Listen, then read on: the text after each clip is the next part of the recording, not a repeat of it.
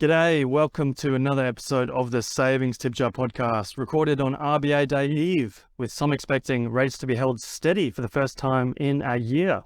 I'm Dom Beatty, and joining me, as always, to discuss that and all the other hot topics in Oz finance is Harrison Asprey. Harrison. Thanks, Dom. Wowzers. So the first time in a year, when you put it like that, of potentially no rate rise. We'll talk about that in a bit. But yeah, you talk about RBA Eve. I'm talking about Phil Lowe Eve. So Phil Lowe's, he's delivering a nice little Christmas present potentially, and I'll leave out a glass of milk and a cookie for him. Hope to entice him on the podcast one day, and we can crack some myths around Phil Lowe and the RBA. But look, we've got a good episode coming up. So later on, we have Eliza Owen. She's the head of research there at CoreLogic, which is a property research firm. So it'll be good to chat to her about all things property and, what's moving the markets and things like that. Dom, great episode. Yeah, it should be a good one. But I'm sure you guys might have noticed if you listened to previous episodes that Harrison does have a strange fascination with Phil Lowe, the RBA governor's day-to-day habits outside of RBA stuff. What he's eating, what he'd be like his Father Christmas, as alluded to in that metaphor there. Where he swims, where he plays golf. I mean, you quoted an article in the Daily Mail, weren't you? Yeah, well, that wasn't my fault. That wasn't my obsession. Everyone's obsessed with him at the moment. He's the nation's hottest celebrity. Yeah. I was quoted in a Daily Mail article over the weekend, and sandwiched between my two quotes was a photo of Phil Lowe playing golf. So the man can't even play, 9 or 18 holes and then have a nice 19th hole beer afterwards, without getting papped. There's, I don't know what the Hemsworths are doing nowadays, but Phil Lowe seems like the hottest celebrity. Yeah, paparazzi is following him everywhere, it seems. I guess that brings us to the news. The top news topic for this week has... Yeah, let's talk about the big, pale elephant in the room, RBA. So Dr. Phil Lowe, there's a lot of conjecture around if they will they, won't they, around the cash rate rise on Tuesday. So the RBA meets the first Tuesday of every month. And there's a lot of talk from economists and just the market in general and the whole media sphere around potential talk of a cash rate pause, which would be the first in nearly a year, like you said. So the cash rate's now 3.6%. A hike would take it to 3.85%. But a lot of people are saying, Dom, that there's potentially a pause, and that's due to some sort of softer economic data that's come out. Yeah, well, if you're listening to this a bit later, a lot of this discussion will be redundant. It certainly would be interesting if they held rates steady. It does seem like, the general financial markets are expecting, rates to be held. I think it's about 90% is what they're saying. Whereas economists are actually putting it at, probably more 50-50. If you just look at the big four banks, their in-house economists, it's ANZ and NAB, both think there'll be another 25 basis point rate hike, whereas Westpac and CommBank think rates will be held steady. But we'll see. I guess no doubt if rates are held steady, a lot of mortgage holders will be very relieved to hear that. Potentially, there'll be some people who are, earning lots of interest in their savings accounts, such as debt-free pensioners or debt-free, young savers. They'll be maybe a bit disappointed, hoping to see rates keep going up and up and up. Yeah, well, for the first time in a while, we've seen savings account rates at a 10-year high. I think they are right now, the top savings accounts are around 5% right now, with inflation at a headline rate of 7.8 and going down. The gulf is starting to narrow a little bit, it seems like. So savers are getting a better return on their money than before, and just when it seems to be getting better and better, there could be cash rate pause. For mortgage holders, they've faced a lot of hardship over the last sort of year or so with mortgage rates just keeping on going up. And I think CBA's economist there, Gareth Aird, he's actually said that more than half of the rate rises so far haven't actually affected anyone in terms of forcing them to reduce their spending or seeing their repayments increase and things like that, because a lot of people still are on fixed rates, which, by the way, are starting to roll off around now. Yep. So there's a lot more to come. So even if the RBA pauses in April. That doesn't mean that the pain stops, unfortunately. Yep. What would you say there's cause for a pause, Harris? Cause for a pause and applause for Phil Lowe for being brave in the face of scrutiny. Okay, yeah. I mean, we saw with inflation, monthly inflation data seemed to be softening a fair bit. The retail trade data was quite weak. It was still growing, but very little. It was like 0.2%, I think.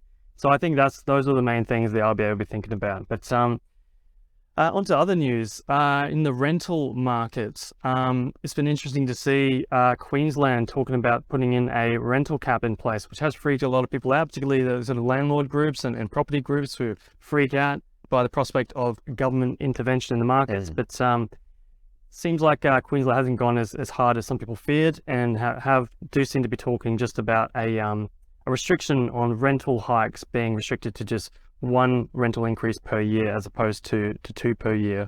So bit of a compromise, Harrison? Yeah, I feel like this might have been a bit of a more softball approach by the Queensland government, because if we look to another state or territory, the ACT, they have rent caps there too, and the rent cap, I think we mentioned this in the last episode, Dom, the rents are capped down there 10 percentage points above the inflation rate per year. So with the inflation theoretically at 7.8%, the annual rental price increase is capped at 17.8%, and that seems like a pretty mathematical approach to that sort of problem there. So Queensland's one could be a bit of a compromise, and look, who can blame them, because there's been a lot of critique from property groups, the REIQ and things like, and groups like the REIQ. They've all said, this won't really solve anything, punishing investors is just going to drive investors out of the market further. And this is a problem of supply, supply has been constrained over the last sort of 10 years. And to be honest, like Brisbane enjoyed pretty low rents, especially in inner Brisbane for a while. And this could just be a case of just the market catching up to a lot of supply, like too much supply. Well, yeah, that was the hot topic just a few years ago. I can remember that, where they were talking about a supply glut. There was just a huge tsunami of apartments hitting the market, particularly, in areas, those kind of inner city areas, Bowen Hills, West End. There were cranes as far as the eye could see. So people were thinking, it's going to be a huge dip in, not just rents, but also property, just general property prices. People were thinking, why buy a house out in Slacks Creek when I can get a really cool inner city apartment for about the same price in West End or the Valley or Bowen Hills. So it's interesting how quickly the tables turn, and now we're talking about huge restrictions of supply. I mean, there's much has been said about immigration ramping up, right? Hundreds of thousands of new migrants coming into the country. Don't know how many people are actually leaving the country as well. So that sort of counteracts it a bit, but I dare say it's not as many people leaving as there are coming in. So posing a real problem, particularly for the rental markets, because when people first land in the country, they're not really often in a position to buy. They need somewhere to rent temporarily. So maybe this is just a short-term solution, but obviously the long-term solution is supply. Need to boost supply throughout Australia, really, for housing. Yeah, for sure.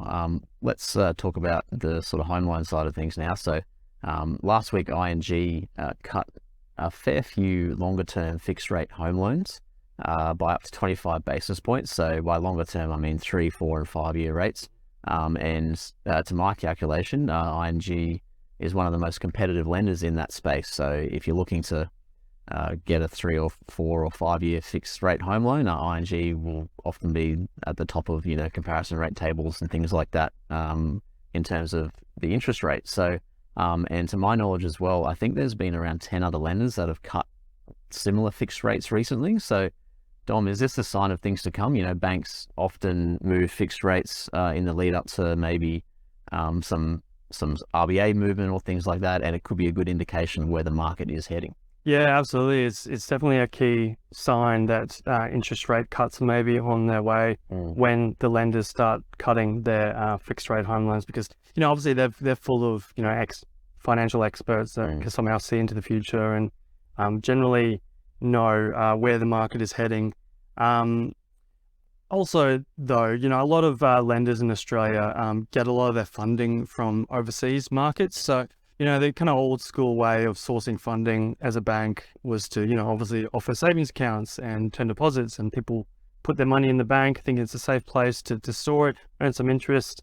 Meanwhile, the bank is actually using that money to lend it out to people and earn interest on that themselves. But a lot of them these days actually get a lot of their funding, as I said, from these overseas markets like bonds and the like. And I think at the moment, a lot of bond yields are going down. So it means a lot of their funding costs for new loans are actually dropping a fair bit. And obviously a lot of lenders, it's a very competitive marketplace in Australia. A lot of people competing for people's, for customers to lend out to. So ING, this seems like they're trying to get ahead of the game, particularly with fixed rates. Now, fixed rates, you're really locking in a customer for a long time. Yeah. So that's why they try and be particularly competitive here. So, with expectations that interest rates could be cut a fair bit in the future, these lenders probably wanting to lock people in at a higher rate than it might look like a pretty good rate now, but it might actually be a fair bit higher than what people are paying on variable rates. A year from now. So yeah, we'll see how this all plays out, but definitely it's a sign that we could be looking at some rate cuts later in the year, as some, such as Westpac's Bill Evans, the prophet of Australian economics, as some people see it. He's expecting 6 to 7 rate cuts over the next couple of years. So yeah, we'll see how that plays out. And finally, in some other news, we're seeing some data coming out showing that 90% of Australian suburbs are now cheaper to rent than buy, which, might not come as a surprise to you. I mean, we've always expected it to be generally quite cheap to rent. When we talk about renting versus buying in terms of costs, we're talking about those, your weekly rent compared to what the weekly equivalent mortgage repayment would be. And usually mortgages are much higher. The mortgage repayments are much higher than the rent costs. But when we saw just about a year ago, when interest rates were at record lows, it often was quite, in some suburbs, cheaper suburbs, but nonetheless, it was often quite cheaper to buy than rent. So your mortgage repayments, your weekly mortgage repayments were, you might as well have bought the place because those would have been lower than the rent. Yeah. So it seems to be returning back the other way now, with interest rates being so much higher. If you're paying 5, 6, 7% on your mortgage, chances are your weekly mortgage repayments will be much higher than what it would cost to rent. And look, there's a few sort of market factors going on here. So I guess for those sort of beachside, like destination suburbs, it'd still be a lot more expensive, you'd think, to rent than to actually buy there, but who knows. And then in a lot of sort of luxury blue chip suburbs such as Vaucluse and Rose Bay and Sydney's upper crust sort of suburb areas, it's cheaper to rent because no one really wants to spend 10 grand a week to rent when they can just buy it. And then at the same time too, if the property is $5 million, that's a hefty mortgage payment at 6 or 7%. So but look, everyone's doing it tough. Renters are doing it tough with their rent increases. Mortgage holders are doing it tough. It doesn't mean that suddenly renting is a good deal or anything. It just means that mortgage payments have probably gone up further than rent hikes have, because leases are often signed for 6 months or a year, and rent doesn't go up in those times. So there's a bit of a lag effect there too. Yeah, for sure. But property, it's something we always want to talk about. So brings us to our fiscal focus for this episode, featuring Eliza Owen from CoreLogic. Whether you're a homeowner or a renter, residential property is a prime factor in the financial equation of Aussie households, which is why it's never far from the topic of conversation around dinner tables, barbecues, and boardrooms throughout the nation. And especially now, with the current state of the market, it really feels like property is dominating our day-to-day discussions. We really can't seem to talk enough about property, so let's talk some more about it with CoreLogic Australia's Head of Research, Eliza Owen. Eliza, welcome to the Savings Tip Jar podcast. Great to be here. Thanks for having me. Eliza, first question off the rank. Despite further interest rate rises, property prices appear to be lifting again in many parts of the country. What's going on here? Yeah, it's a bit of a surprise turn once again in our housing market. But basically, we started to see CoreLogic's daily home value index increase through the month of March. And our end of month report, which has just come out today, is showing a 0.6% rise. So that's been led by the 4 largest capital cities, in particular Sydney, where values increased 1.4%. We put this down to relatively low levels of stock, both in Sydney but also nationally. Across the combined capital cities, there's about 84,000 properties that we've counted advertised for sale in the past month, but usually your listings volumes would be closer to 100,000 this time of year. So that is potentially creating some more competition amid relatively low levels of stock.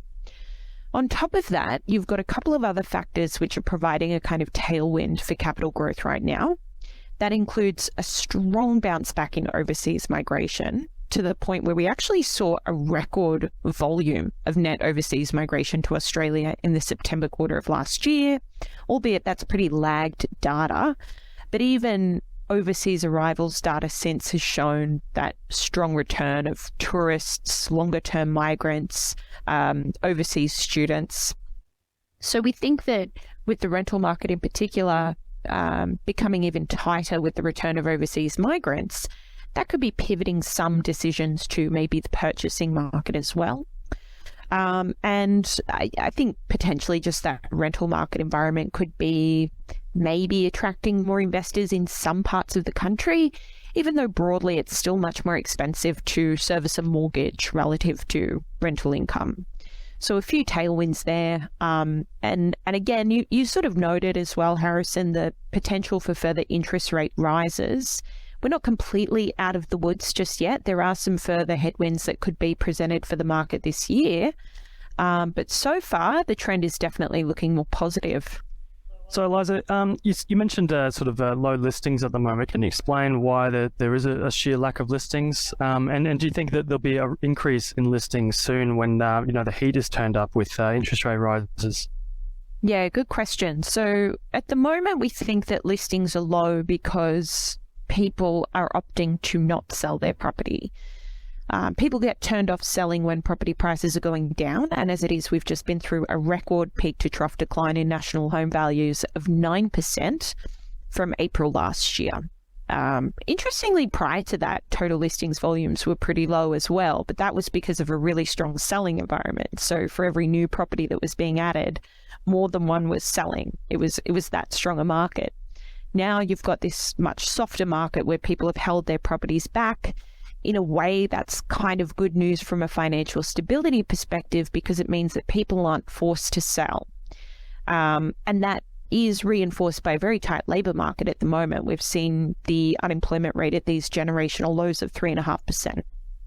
So there is a risk that as mortgage rates not only continue to rise, but you have a large stock of fixed loans, about 880,000 this year is the estimate, that will be repriced at a much higher variable rate over the course of 2023. That could cause some people to reconsider whether they can actually hold on to their property at such high interest rates, and might see more stock added to the market. But we don't see it as this kind of flood of distressed properties. We see it as more a very small pool of marginal mortgage holders on low incomes who are maybe overstretched with their borrowing, are going to be the ones who might have to make those tough decisions. For sure. And you kind of touched on it there as well. But there's been a lot of talk about the kind of refinancing cliff, or the fixed rate mortgage cliff with all the code home loans that were written a few years ago starting to roll off. And you kind of mentioned that it won't really be like a whole flood. But will there sort of be an apex? Because there's a lot of sort of young home buyers, I guess, that might be watching the news and thinking, and licking the lips saying, I might be able to get a fire sale on the property that I've been eyeing off. But, anecdotally, I'm attending auctions and open homes, and there's still a lot of interest there. And as you said before, there's a lot of people who are just withdrawing their homes from the market or opting not to sell until maybe they have to. So can you explain that a bit more? Like, will there be an apex of all the right buying conditions coming together at once, or will it sort of just amount to a trickle, if you will? Yeah, it's a good question. So I think if there is an apex, this is the year, because the RBA has estimated that about 560,000 fixed loan terms were repriced in 2022.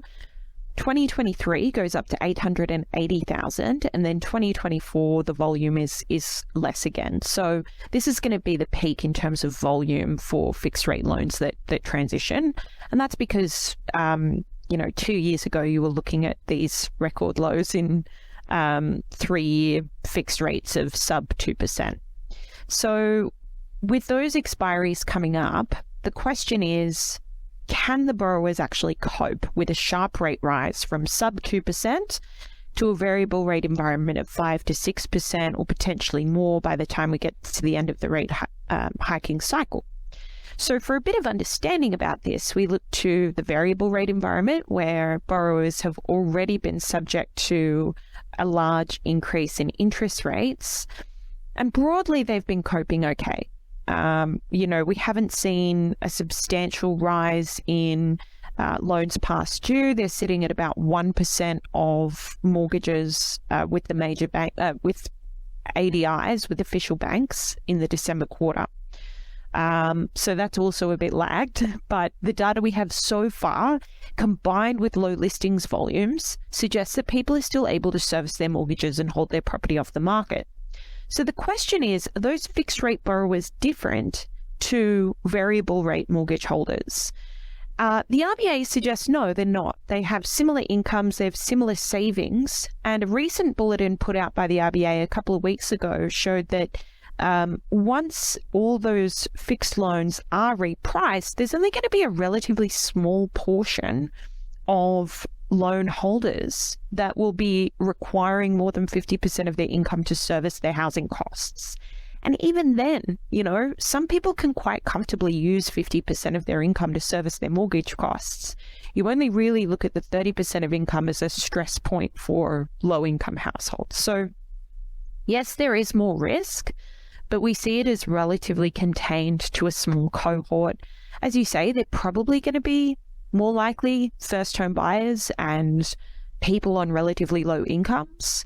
And it's not great. It's a horrible situation that some households are finding themselves in, but it is one that we imagine will be relatively contained and not spread across the broader market. Sounds like classic Aussie resilience, droughts, floods, bushfires, and rising interest rates, and we're getting through it all. On a different note, Eliza, this is a bit of a two-part question. You recently reported about the gender gap in home ownership, and I wondered if this gender gap could be even wider than the figures demonstrate, given that, we know that some men put the property solely in their wife's name as a form of asset protection, for example, because their occupation or business interests may put them at high risk of being sued or declared bankrupt. So, firstly, is this a factor? And secondly, what's driving this gender gap in home ownership? Yeah, it could well be a factor. The way that we conduct the analysis is looking at the first name and taking that or comparing that first name data to a gender API service. So you're assigning male or female depending on the first name associated with ownership of the property. So that's always going to be limited. Having said that, the majority of cases would probably reflect a true ownership.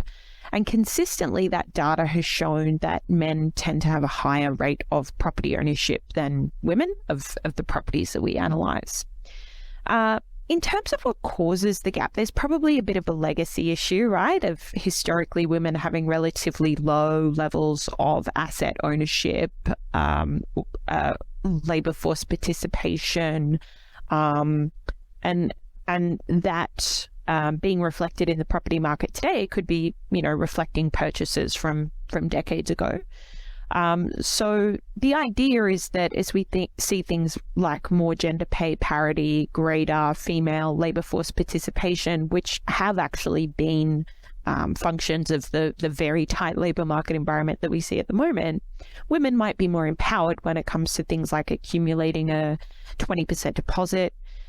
We also see the introduction of government schemes, particularly the Help to Buy scheme, shared equity schemes like we saw introduced under the Perry government as well, that are really beneficial to women and single parent households in particular, because they are targeting lower incomes. They are targeting people in sectors dominated by women, and they're helping people buy a home who, without these policies, probably wouldn't have been able to do so.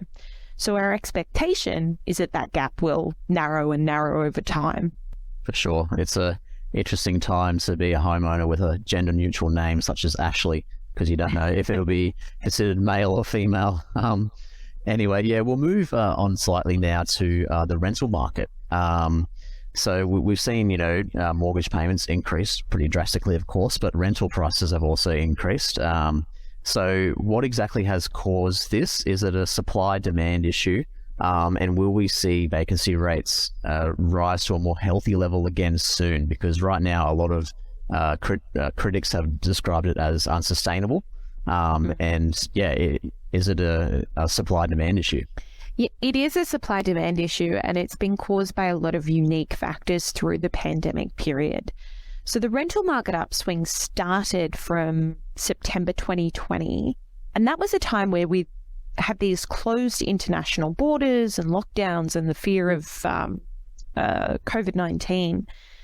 But even without new demand for rental housing from overseas migrants, we saw domestically tenants wanting more space, fewer housemates, maybe a space to work from home. And that led to a decline in the number of households that were share housing and a simultaneous uplift in people moving in with their partner. So share houses breaking up, partners moving in together. And the number of people per household as a result fell from about 2.6 to 2.5, which doesn't sound like that much of a difference. But the RBA estimates that it added to housing demand by about 120,000 dwellings. Wow. And remember, that's during the height of COVID, at a time where, you're not getting as much investor interest, or initially there wasn't as much of investor interest, but there was a bit of an investment spike towards the end of 2021. But also in that housing boom of 2021, you were at a point in time where the cash rate was sitting at this record low of 0.1%. And I think a lot of investors knew that the cash rate could only really go one way from there. So a lot of them sold off in the spring selling season of 2021. And if you're selling off rentals and they're going to owner-occupiers, again, that's kind of taking away rental stock. So that's the kind of second major factor that tightened up the rental market. Then you get to the start of 2022 and Australia opens up its international borders, and we start to see the return of overseas migrants and tourists and, short-term, long-term migrants and arrivals to Australia. Now, about 80% of overseas arrivals when they first get here are renters. So on top of that already tight rental market that you had through to the end of 2021, you're now adding hundreds of thousands of people who are mostly wanting to rent as well. And that's why you've seen more recently the most immense pressure is in the high density markets of Sydney and Melbourne, which is where most overseas migrants come as well. And that's where you get your TikToks of hundreds of people lined outside a property in the eastern suburbs, and Sydney unit rents up 18% in the year to March. So it's this kind of perfect storm, and I think it just goes to show that we really need a shake up in the way that we provide rental housing in Australia, because as long as mortgage rates continue to rise, the individual sort of mum and dad investor proposition isn't really stacking up, and it's not helping to alleviate the rental crisis we have at the moment. For sure. And do you think that policies, like you might not be able to comment politically, but policies such as Queensland's new rental cap to 1 per year. Like, do you think investors are looking at this going, I'll sell my property and reduce the pool of supply further, or do you think that's a lot of noise to not much actual real effect in the real world? Yeah, look, I don't know that it helps. I think policies like rental caps are definitely coming from the right place in terms of trying to protect vulnerable households. But it's probably something that does create a little more insecurity is not the right word, uncertainty for investors.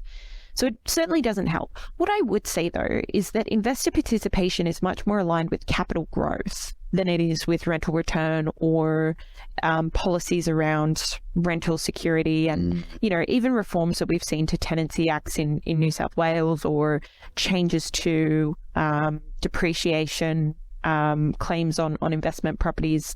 Those things have been happening for a long time, and they're not the factors, I would say, that have really shifted the rental market in the past few years. So, it doesn't help, but I don't think it's something that's necessarily going to